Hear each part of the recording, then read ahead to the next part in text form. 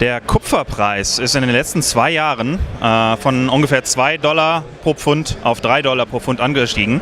Einige Investoren fragen sich, kann sich das vielleicht lohnen, in Kupferminen oder Kupferunternehmen zu investieren?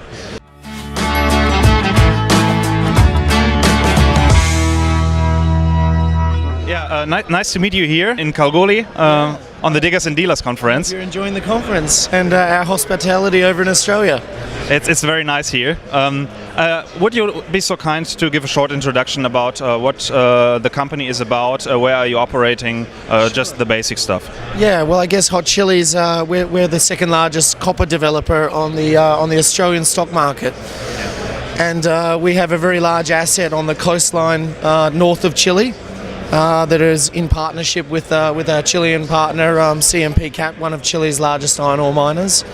And that project is something that we've spent about $100 million US on so far. We have an advanced project with a pre-feasibility complete, 1.5 million tonnes of copper and 1 million ounces of gold in resource base, but a 10-year mine life for a very large scale 70,000 tonne per annum copper project with gold and molybdenum credits. So that is our primary asset, Productora. As most people would be aware, the last 4 years have seen quite depressed conditions for the copper price.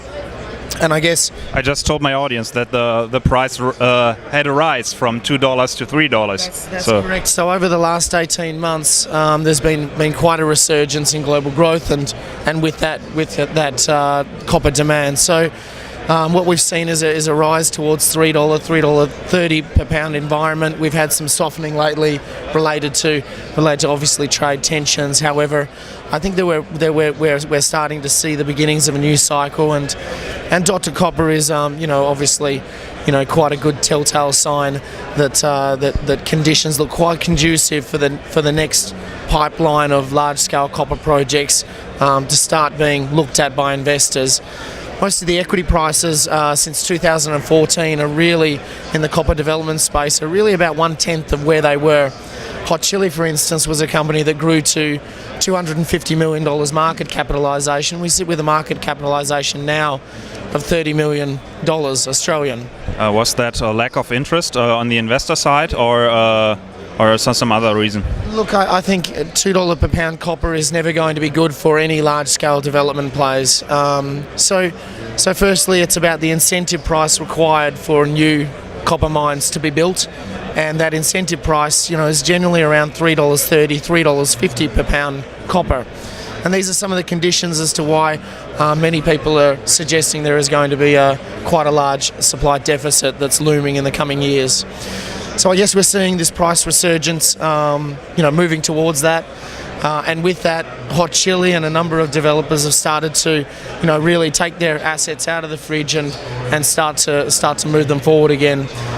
We've been commenced with a restart strategy, and really from a hibernation over the last 4 years to ensure that the asset was protected. But now we're doing some very, very exciting things, actually. It's a restart strategy that is based around taking our 10 years mine life and pushing that out to about 17 to 20 years mine life at our bulk tonnage 0.5% deposit. But also, more recently, we've been securing high-grade family-owned mines which sit within 20 kilometres of our large Productora copper project. And those mines have, been privately owned for some 50 to 100 years, never really been explored or drilled. In fact, we had a very successful capital raising based off of those acquisitions. We wanted about $2.5 million, and we had $6 million of interest within 1 day. So certainly a lot of interest in high-grade copper plays at the moment. We started drilling about 6 or 7 weeks ago, and we're about 10 days, 2 weeks into some of the first drill results coming out of one of the standout assets we secured called San Antonio. And San Antonio has been producing some very wide 1.5–2% copper intercepts from very, very shallow depths, and I guess something that Productora would significantly benefit from, and Hot Chili would obviously be a significant advantage of adding high grade into the mix with our large scale project. So what is your exit strategy for the project? Are you looking for joint venturing it, or do you even think about maybe selling the project to a bigger player? Yeah, well, at the moment we have a pre-feasibility complete on Productora. It's advanced. We have a 20% partner in CMP Cap of Chile, which are also the infrastructure owner. Productora is located in one of the best infrastructure locations in Chile at 800 metres altitude, and because of that the project already enjoys significant capital advantages. So we've already had that strength. What we're aiming to do now is just finish that mine life build, add in a high-grade sweetener from high-grade ore sources, which are now starting to come up, and it's clear from a very early stage that San Antonio is probably going to meet our minimum target of high-grade material that we were looking for in the area. And really look to incorporate those, make quite an impact with that. Those high-grade assets that we've secured are 100% Hot Chili assets.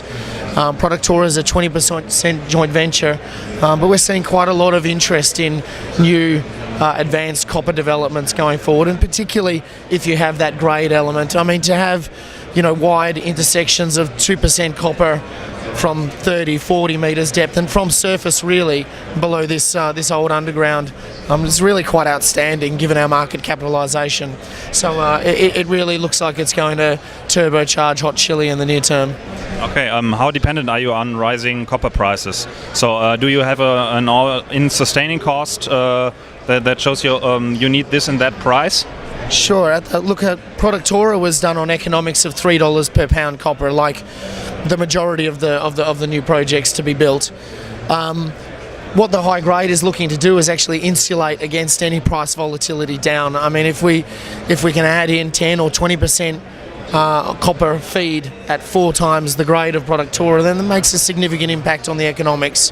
That's about, that really translates into a 10% addition of material at that grade, boosts your production, and Productora now becomes a 100,000 tonne per annum copper production hub.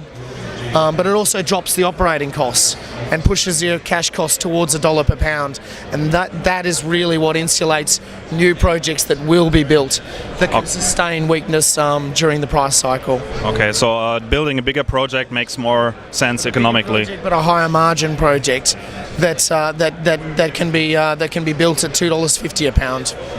Yeah. Okay, is it a porphyry system, by the way? Productora is a large-scale breccia hosted deposit, but yes, it's related to a porphyry deposit style.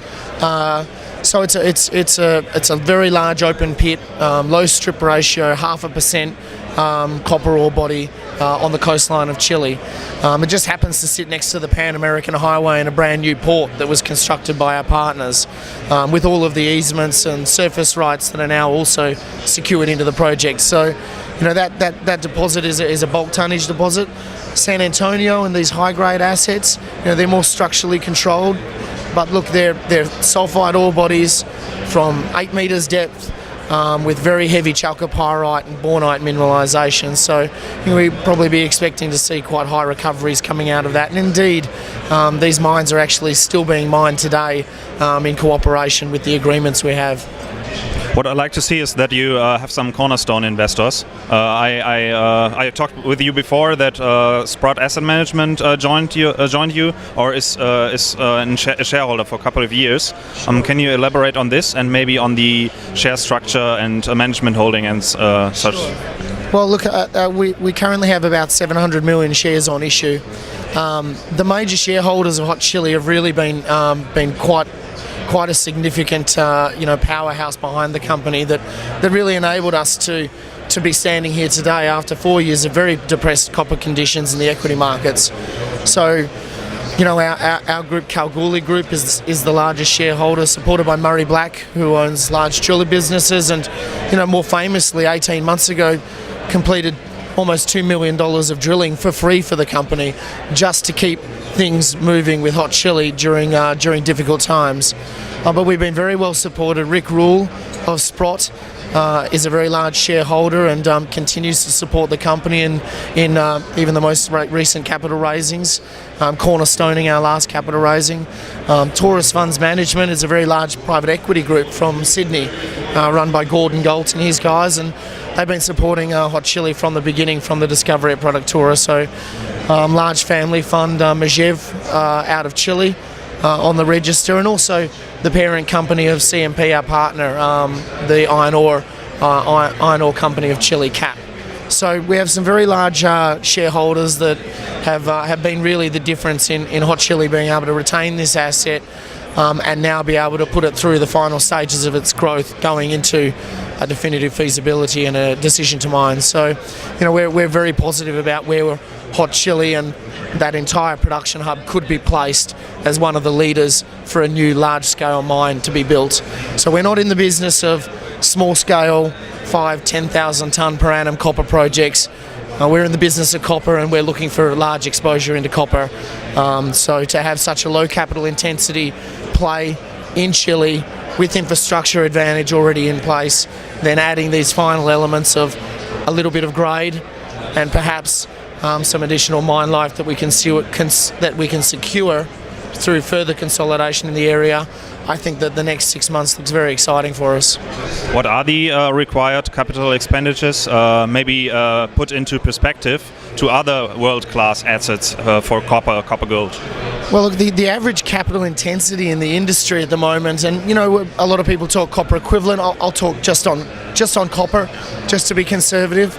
But you're talking about an average of $15,000 to $16,000 per annualised tonne of copper produced as a capital ratio on capital intensity. So that means if you're talking about a top 20 mine being built, a 200,000 tonne per annum producer, so a significant new producer coming in, you can expect that to cost around about $3 billion US.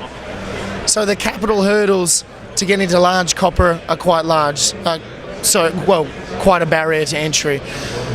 With Productora, on our current pre-feasibility for almost 70,000 tonnes of copper produced per annum, we have about a 700 million US capex. So we're about the second lowest of the large-scale projects in terms of capital intensity in the pipeline at the moment. What these high-grade projects will do will really only cement our position as one of the very low capital options for large-scale production coming into the sector. Yeah, it could be one of the more interesting large-scale operations or projects for the coming cycle. That's so right. I hope the copper prices continues to rise. And sure.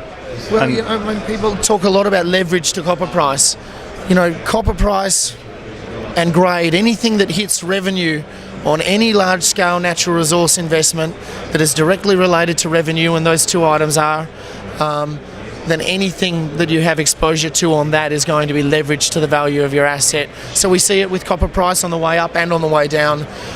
Being able to actually have a lever to pull on grade is something that also gives you actual natural leverage to the actual quality of the asset, and that's what we're doing at the moment. So it's very exciting. Okay, what is your strategy in case the copper price does not rise further? So to be non-dilutive as possible. Well, look, I mean, there's already a lot of early eyes on some of the results in the last week or two that we put out. I don't think the Australian market has quite realised what has actually occurred. I mean, Mod Resources is a very successful company that has developed a 1.3% copper ore body over in Botswana at around 30 million tonnes. I think they've just upgraded that to 50 million tonnes, and they've got a very large market capitalisation. They've done very well, and I think that San Antonio has a lot of analogies to that deposit. San Antonio has a slightly better grade. It's also from surface and shallower, but at this stage, a bit too early to judge what the size is. But I think that the results are probably speaking for themselves at this moment. So there's a lot of interest in just what Hot Chili is going to do with these high-grade assets. If they continue to get stronger and bigger, then we'll be looking at the value associated with integrating them to Productora, with perhaps a standalone assessment, or perhaps a staged development option where it might be a first step up into high-grade, low-cost production that then transitions into a larger scale development being phased in. So, it's going to give us some really, really good problems to have. Okay, that's a good finish. Thank you very much. Yeah. And I will shortly wrap it up. Das war Christian Easterday von Hot Chili mit einem großen Kupferprojekt in Chile. Sicherlich ein spannendes Projekt, und ja, ich bin froh, dass ich hier in Kalgoorlie in Australien die Möglichkeit hatte für das Interview. Thank you. Thank you. All right.